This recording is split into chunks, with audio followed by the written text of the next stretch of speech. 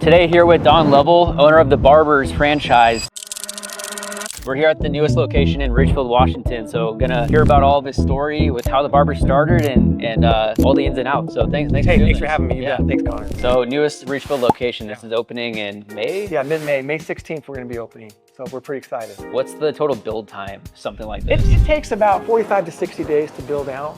We've done a lot of them, so we have good contractors and subs, and my wife is really good at this type of thing in her projects. So it goes along pretty well. We haven't opened a location in about 5 years, so we're pretty excited to get this one going. And so walk us through the overall layout. Yeah, what's the idea? You bet. Our shops have 8 stations, and each one has its own shampoo bowl. It's all kind of stainless steel and wood with mirrors that will be kind of leaning this way, and this will be all mirrored as well. And there'll be 8 stations and shampoo bowls down this way. Every station has its own talc powder, vacuum, massager, kind of all the things that bring back the real experience of what a men's barbershop has been all about. So is this layout, is this setting the same as the original? Actually, this changed over time. As we've opened locations, they get a little nicer as we go. We only have one other barbershop that has this sort of brick wall.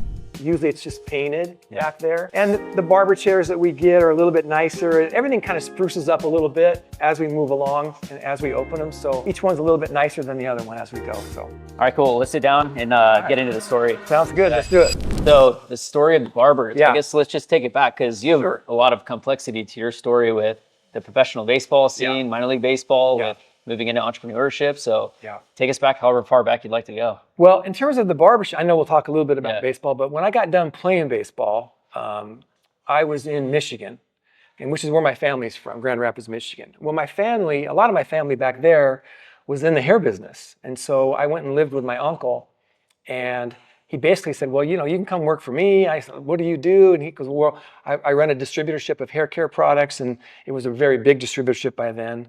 But they were a company that sold products to hair salons. So I got into that business with my uncle, and I had some cousins that were doing it as well. So that was how I got into the hair business. So I worked for my family's local distributorship in Grand Rapids for a while, decided I wanted to move back to this area, and I did. But I kind of liked the industry. I had a good time in it. It was fun. And I thought, I'm gonna try to stay in that industry even when I come back here. So I did. And ultimately, I got a job as a sales manager for a company called Goldwell Cosmetics, which was a European hair color company that started in Germany and was bringing their products to this marketplace. And they needed a salesman and sales manager. So they hired me. And so I was going into all the salons in Portland representing this company. And it was a really nice product. We did well. And so I was in all the downtown hair salons every day selling this particular product, which is where I met my wife, Alice. Okay. So I went into there was a big salon called Magnum Opus in downtown Portland. They're still there. They do a lot of business there. And I would go in there every Friday and do the order with the owner. And pretty soon the colorist that was there and we would do the order together. And that colorist and I pretty soon were doing the order over lunch, and we were doing the order over dinner, and pretty soon we started dating, and that was my wife, Alice. Well, uniquely enough, her and I went to the same high school. We grew up in the same neighborhood, so we kind of knew each other.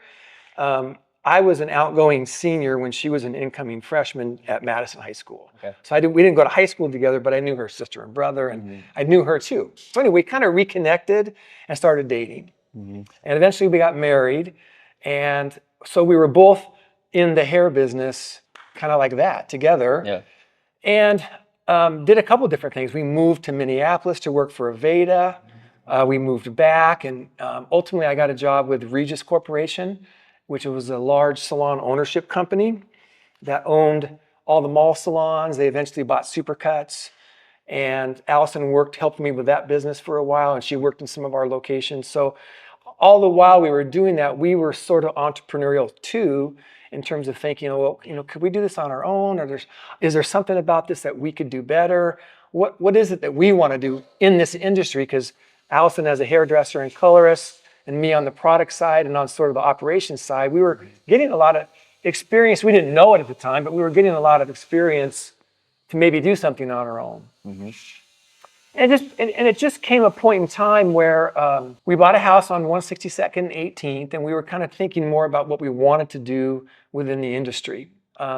There were some cool barbershops opening up around the Northwest that we kind of liked the idea of. And we had some friends that were also opening some barbershop experience, men's grooming company in LA and in the Midwest. And so we sort of started to think about that for this marketplace. And we just kind of came up with the idea of bringing back that old-fashioned barbershop and paying our barbers what they're worth. Having a commission-based company that it's not an hourly rate job, it's not a booth rent situation, it's a benefits, commission, have a W-2, be an employer-employee relationship, kind of run your own business within our business thing. Under the guise of a really cool barbershop that would be sort of bringing, at that point in time, there was a lot of unisex hair salons, supercuts, great clips, and they're great. But we really wanted to bring back that old-fashioned barbershop. Like where you walk in, you'd go, oh, this place is cool, for a guy. So when I sort of, brought that notion to Allison, she sort of took the ball and design, just ran with it. Just, okay, we're going to have open ceilings. We're going to have stainless steel and wood. We'll have TVs everywhere. We'll have a cool color scheme. And she kind of took the ball and just designed the whole thing. We'll have shampoo bowls everywhere, really cool barber chairs. We're going to bring back kind of like customary, like talc powder and the vacuum that's at every station and the massage that goes after every haircut. And that combination of that old-fashioned barbershop experience and creating a commission system for our barbers so they could make money was, I think, our secret sauce. And so that allowed us to open, but it also allowed us to open up other locations because people stayed with us. We didn't have a lot of turnover. Barbers were making good money. They were building their own followings, in our shops. And so in an industry where there is normally a lot of turnover, and we still have our share of it, we didn't have a ton. And so we were able to get traction at our first store on 162nd and 18th, and then we were able to open in Battleground, and then we were able to open in Fisher's Landing, and then kind of away we went. And ultimately, some good friends of ours, Barry and Kim Spiegelberg, partnered with us, and they started opening stores in the Portland area, in Hillsborough, Tigard, Clackamas area, and they're still with us to this day, and they have locations in that. So we sort of teamed up on the market, and we did Vancouver and some inner Northeast areas, and the Spiegelbergs took the west side of Portland, and here we are 27 years later. And there's some Spokane. There's 30 locations total is what we came to. Yeah, we have, give or take. Dan Dickow, who played for the Blazers, was a friend of ours, and I don't know how many years ago it was now, but 10, 12 years ago, he was living here. We were friends, and he was a good customer of ours. And he told me he was moving back to Spokane which he played at Gonzaga. And he was going to move his family back to the Spokane area and begin his business career post sports. And I said, man, you should open some barber locations. It'd be a great market. Spokane is growing, and there's a lot of dudes there that need a haircut too. So anyway, he did. And we opened, Dan, and he ended up opening 3 locations in Spokane and did a great job and brought a lot of exposure through who he is and to his locations. And then eventually he sold them to the gal that was kind of running his locations for him, and Heather's still doing a great job up there. So we have 3 up there. We go down to Eugene. We have 1 in Corvallis and Wilsonville, and then all throughout sort of the Portland, Vancouver area. It's been quite a deal. Yeah. So backing up, I guess, your wife, she went from coloring hair to designing what ended up becoming the Barbers style. Yeah. So I guess you mentioned that you had some other friends that were starting to open up barbershops in Southern California and other places. Yeah. Is that where a lot of this kind of styling comes from? I don't know. I think she's just naturally good at it. In fact, the interior people, design. Yeah. The friends of ours that I kind of referred to, they opened up Floyd's barbershops, and they have over 100 locations throughout the United States, and they're growing like crazy. Denver and Los Angeles and all throughout Texas. And anyway, and they're close friends of ours as well. We all kind of opened our locations and our ideas together. Ours was a little more conservative and small, and Floyd's went a little more urban and big, and they're doing fantastic. But Allison just had a knack for it. She's just an artist, and she's a very talented gal. So she sort of took the design of what we were thinking of and just made it come to life. So yeah, I give all the credit to her. And she worked as a colorist, but she also, Magnum Opus was owned by a couple, Les and Mary Madden, and Les was a barber by trade. So Les was barbering in Magnum Opus, and Mary, his wife, was a colorist who Allison worked under. So she learned kind of both things while she was there. And then, once we started designing our own, she sort of took it away. And yeah. So the Barbers, I mean, it's kind of wild that name was still available. Yeah, I know. Very, very interesting. So take us to the beginning of starting the business, officially opening the first store. Sure. As I said, we were living down on 162nd and 18th, and that center that we opened, the McMinimum Center, was just being built at that time. There was a QFC across the street, the McMinimums and the pharmacy and the pizza place and all the things that were going in there was being built. And I thought, well, that'd be, it's close to us. It'd be a perfect location for our first location. So it all kind of coincided with our ideas. And, I was either going to get out of the hair business and go do something different, or do something on our own where we could control it. Because I was frustrated working for the corporate part of the industry and being limited by how we can pay, how we can hire, what we can do. I just felt like there was an opportunity for us to do a little cooler thing. Yeah. And so as far as opening our timing, it was great because that center was being built. And then it just became like, well, what do we call it? I wanted it to be something simple that when people saw the name, they would know exactly what it was. So I thought, well, the Barbers is pretty simple. People will know what that is. And then we started thinking about taglines, where men go or where guys should go or whatever we want. And then eventually we came up with where guys go for great cuts, which I thought was a really good tagline, and put that under our signs. And that was sort of the basic, you see the sign, you know what it is. You see our tagline, it gives you a little quick explanation. And that was, we didn't know it at the time, but those two things have turned out to be huge for us as far as people driving by now and seeing. And so, listen, we opened our first store on May 31st of 1999 with 4 barbers and a couple customers walking in, nervous. We didn't know if our barbers would stay. We didn't know if the customers would like it. But the first day that we opened, you could kind of tell that guys were coming in going, oh yeah, this is pretty cool. Yeah. And we got 3 or 4 months in, none of our barbers had quit. They were making good money. They enjoyed working sort of their own set schedule and having their own business cards and sort of being commissioned. So it's up to them how much they made, not up to us. Yeah. And our responsibility with our percentage is to make sure we pay all the bills and make sure that this is a good opportunity for the barbers.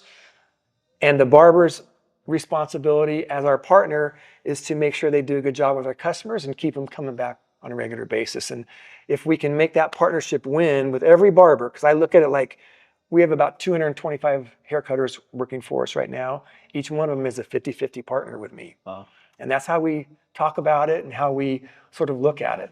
Yeah. And so yeah, we opened our first one and away we went. Yeah. Before we get into the baseball story, I have to ask. So as I mentioned to Don, my dad used to go to the Barbers back in the day. Thank you. 20 years ago now, at the location in Battleground, and one of the selling points was the massage gun. And even my family ended up buying a massage gun for like Christmas one year because we loved it. We actually sold a lot of them back. We used to sell them, and we sold a ton of them. But like nowhere else has that I know of. Like how did that become a play? And well, is that all locations or is that? Yes, that's at every location. Interestingly enough, I mentioned that Allison worked at Magnum Opus, and Les Madden, the owner of Magnum Opus, was a barber, and he would massage every customer. And getting a neck and shoulder massage for a minute or two, the end of a haircut in a barbershop, was not new. It had been done forever, but just no one was doing it anymore, right? And there weren't any, and really no one was doing barbershops anymore at that time. And back in 1999 and 2000, there weren't any barbershops around. So we wanted to make sure that we brought back all the facets of it. And that part of it, which is probably the most popular thing that we do, is what people remember the most. Yeah. And so yeah, every haircut comes with a nice little neck and shoulder massage. And we also do, the hot lather neck shave with a straight edge. And we try to make it as much of a unique or I guess traditional barbershop experience as we can. And that's important. That's what guys want. Yeah. So throwing it back even further, you play high school baseball in Portland. You're a standout. You go to Portland State University. You get drafted. Walk us through that entire journey of the baseball team. I grew up in Madison, Northeast Portland, Madison area. I graduated in 1981. Madison was a baseball hotbed back then. We won 6 state championships, over the course of a certain amount of years. In 81, we won a state championship. We just had good players throughout our Little League system, our Babe Ruth system, our high school system. We had a phenomenal coach in Dave Gasser, Hall of Fame coach now. And anyway, so we were all very much into sports, into baseball. And, I played well and had the opportunity to go to a Pac-10 school. At the time, the Pac-10 baseball was being rearranged a little bit. Oregon had dropped baseball at that point in time, and Portland State took Oregon's place in the Pac-10, and they created a Pac-10 North and a Pac-10 South. So really cool Division I baseball opportunity right in Portland. And, I had opportunities to go either to Washington State, play for Bobo, play at Oregon State for Jack Riley, but I really fell in love with Jack Dunn at Portland State, and the opportunity to play at Civic Stadium, which was turfed. Was that the Beavers? Yeah, Civic Stadium down there where the Timbers are now. Yeah. That was our home field. And so I signed with Portland State and just sort of developed there. Became an All-American there and was the Pac-10 Player of the Year there, and got drafted in '85 by the Indians. And started my professional career in Batavia, New York, in the rookie league. And I was 23, I think, when I got drafted. So I moved up pretty quick. I had some pretty immediate success in the minor leagues. I had good seasons.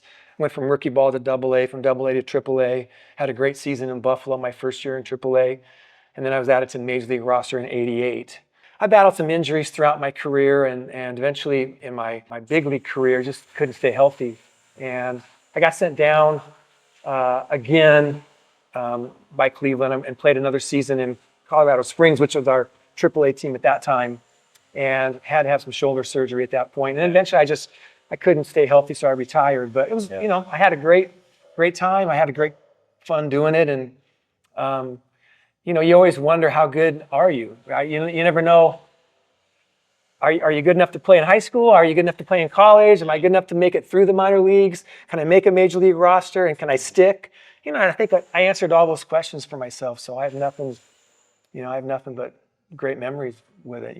Had a great time, met a lot of great people, and I still keep in touch with some guys. So it was fun. And baseball is a game of failure, and I feel like it makes for the perfect entrepreneur, because if you face some road bumps on the journey, it's just a path of figuring out how to make it happen. It's not like a hard no. It's like, okay, you got to know, how do you get a yes? You just have to approach it differently. Yeah, looking back on it now, going through the minor league, especially then, you're broke. You're not making, they don't make a lot of money now in the minor leagues, but it's, you play your college season, which is about 60 games.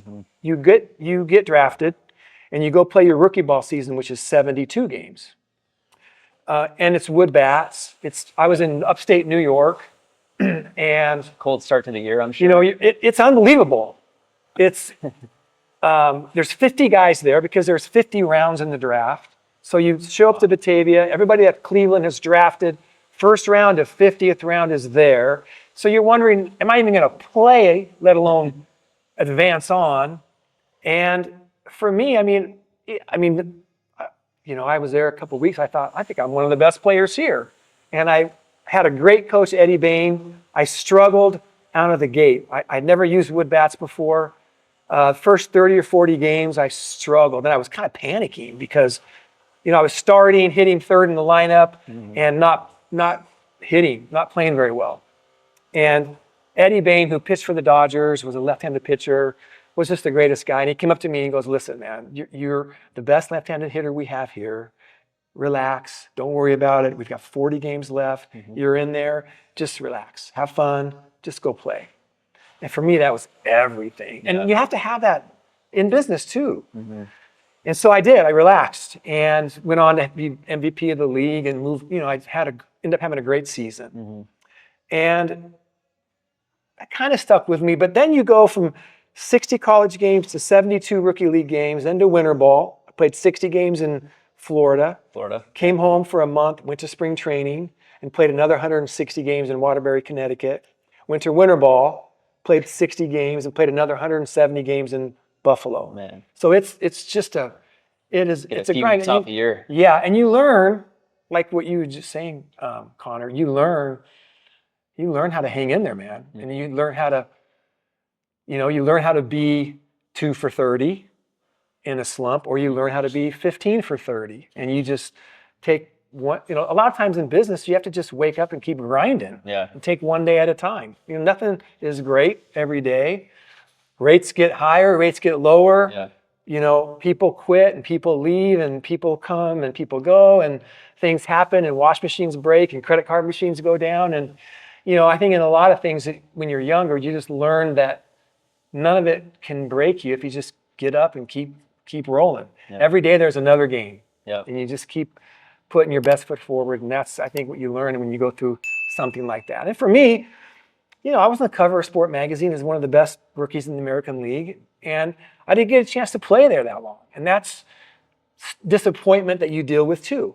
You can't control injuries to an extent or the way things play out that you want them to. But for me, you pack up, you move on, and you put your focus and your intensity towards something else, and you can't lose. Because if you think the competition's tough in minor leagues or at major league level, and you get into the business world, you feel pretty confident that you can be pretty successful. And that's kind of how I don't think I realized it when I was young, but looking back, it's pretty darn good preparation for anything. Yeah, absolutely. And so, like kind of as you described, you can't get too high, get too low when things are going well, when things are not going so well. Right. What was some maybe first adversity that you had faced in the business side of things? Like looking to become an entrepreneur, shifting from baseball. Yeah. Obviously getting for sure. sales for a while. For sure. I guess the one of the biggest obstacles was when we were trying to open the Barbers, nobody wanted to lease to us because we had never ran a business before.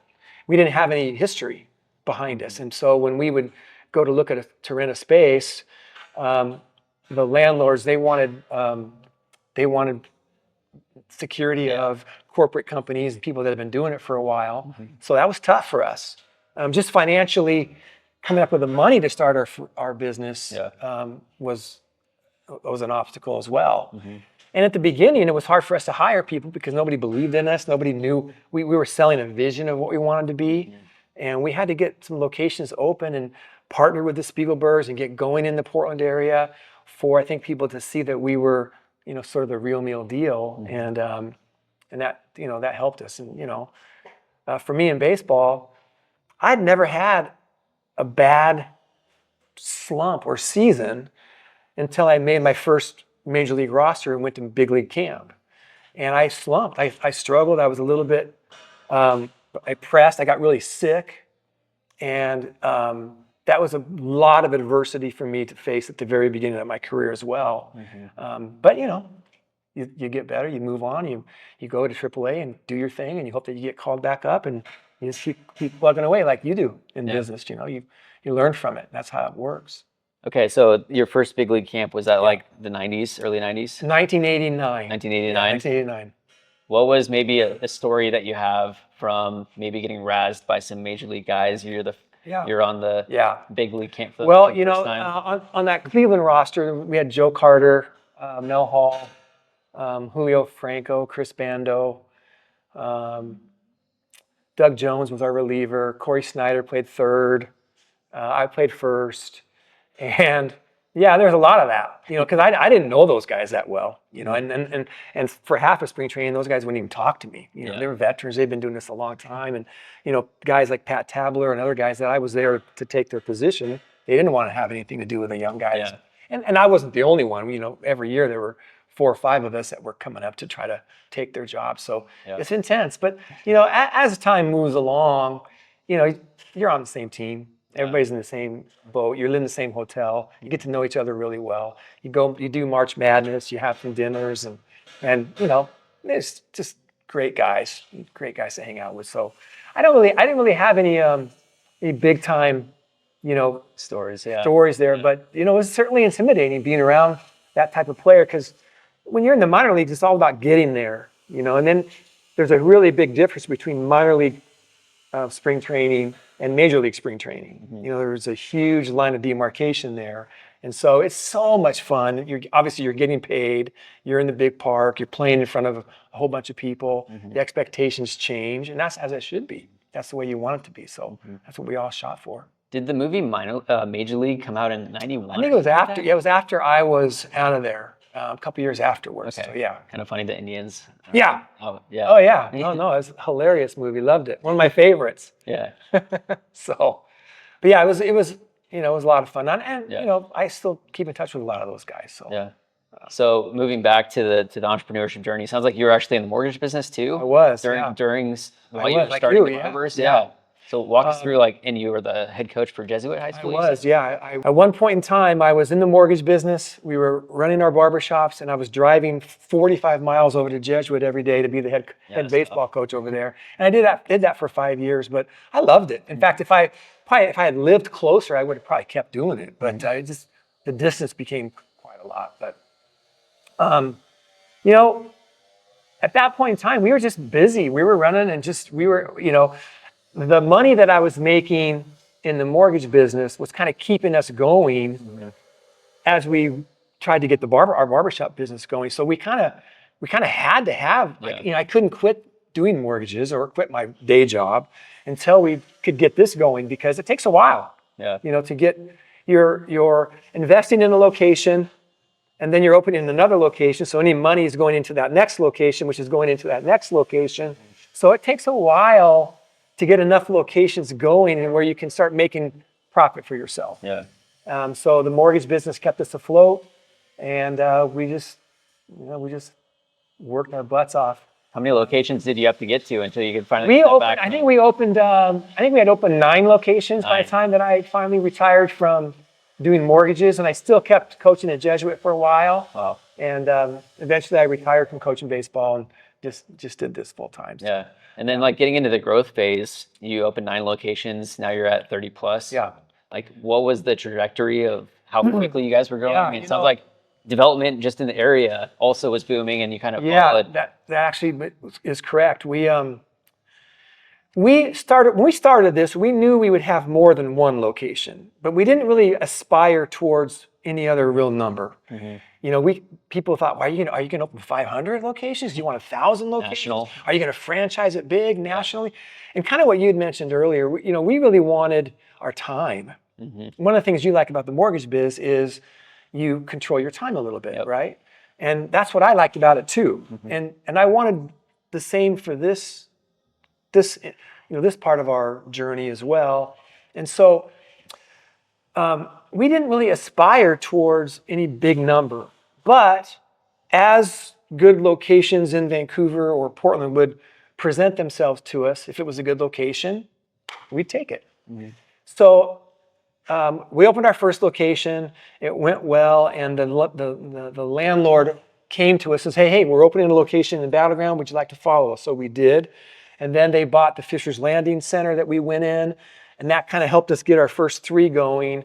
And then we kind of became a known entity to the centers that were being built around the area, Grand Central and Cascade Park and the ones out in Hazeldale and places that we're at now in Vancouver. So they would call us and say, hey, we're putting in a new center in Grand Central. Would you guys be interested? And we'd take a look at it, and if it was a good fit, we'd go for it. And so really, we've been open 27 years and we have 30 locations. So we've gone at a mild pace to, compared to a Sports Clips where they have, 2,000 locations and they're opening, hundreds every month nationally or whatever. Yeah. We just went at a pace that would fit us and would allow us to hire a quality of barber that, it's not easy to hire enough people sometimes when you're opening a lot of locations. So we just kind of took our time and opened up the locations as they came. We have on 164th and 162nd, that main street, we have 3 locations. Fisher's Landing, our first one, and we have one in the middle called Columbia Crossing, which is on 164th and Mill Plain. Mm-hmm. So almost within a mile and a half of each other, we have 3 locations. Yeah. And that's pretty rare for that to happen. It's one thing for McDonald's. It's a different thing Exactly. for barbershops. Exactly. But we opened our first one, and then we opened Fisher's Landing, and Columbia Crossing was right in the middle. Well, the landlord came to us and said, "Hey, would you guys like this location?" He goes, "Well, I think it's kind of close to our other 2," I said. So probably not. But then a short time after that, he came to us again and said, "Hey, if you don't take it, one of your competitors is very interested in it." So I said, Yeah, done. "All right, we'll take it." Yeah. And so that's what we did. And it actually worked. There's enough men to go around. There's enough customers, if you think about it. There's plenty of guys out About there. 50% of the population is men. Exactly. So I thought, well, there's 225,000 men in Clark County if there's 500,000 people in Clark County. So there's plenty of guys. So we went for it, and it's worked really well. And now moving out to Ridgefield. It sounds like you haven't opened a location in 5 years. It's been a while. Yeah, we opened our location Northwest 23rd downtown in Xavier about 5 years ago. But it's been maybe 8 or 9 years since we've opened one in the Vancouver or Clark County area. So I think I know the answer why Ridgefield, but why Ridgefield? It really kind of came down to the Costco situation. We have a location on 192nd by the Costco in East Vancouver. Yep. And it's a great location for us. And so we had looked at Ridgefield when Rose Hours Center went in, and we looked at different places, and they would be good too. But we always thought maybe we're a little young for it, or the population maybe not quite built up enough for it. But once this Costco center was built, and all of us came to us and kind of, hey, we're putting In-N-Out and Chipotle, and there's a Starbucks, and everything is going out here. You guys need to grab 1,100 square feet and do your thing. We said, sure, we did it. So the timing really was more about them building this thing and us wanting to be a part of it. And so that's what we did.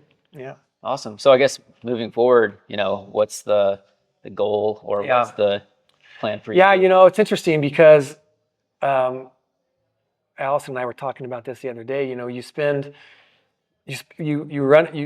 open a business like this, and you spend all your time thinking about how to open it, whether you should open it and what it would be like if you open it, and then you open it and then you run it for 27 years. What you don't think about is, what do we do when we don't want to run it anymore, right? Yeah. Like, do we keep it? Do we sell it? How do you wind down? I mean, I'm going to be 63 here in a couple months. And anyway, but thankfully, my daughter joined our company 10 years ago, right out of college. And my niece joined our company about 3 years ago. And my nephew, Jordan, and my niece, Roxana, and my nephew, Jordan, joined our company about a year ago. So I have 3 second generation opportunities, and hopefully they'll want to keep it and run it. And so I think it stays in our family basically, and we just kind of keep rolling along, hopefully with those guys taking the bull by the horns and doing it if they want. Yeah. And Jordan is a Washingtonian. He was a Vancouver kid. He played football at Columbia River, was an all-state football player there. Signed a deal with the Chargers, and he ended up getting released as a free agent, but he signed a free agent deal with them. Had a great college career, really good football player. Roxana lives in Northeast Portland, and she was in the tech industry, and we convinced her to come join us and be our technical advisor. And then Olivia just sort of runs the show and helps my wife now. So we have hopefully a great second plan in place for the next 27 years. We'll see. Yeah. Well, Don, really appreciate your time. I mean, just really cool story. And like I mentioned, it's just a small world. Yeah, no kidding. Like growing up, being a part of it, and to be able to meet you and hear your story. Thank you. I appreciate it. We hope people come see us. We appreciate everybody's business. We appreciate the support that Clark County and people like you, Connor, that have given us, and your dad have given us over the last 25 years. It's, you know, we don't do it without that. So we really appreciate it. I appreciate you having me on. Yeah, thank you. You bet. Appreciate your you time. bet. Good luck. Good luck in the mortgage biz. Thank you. You're welcome.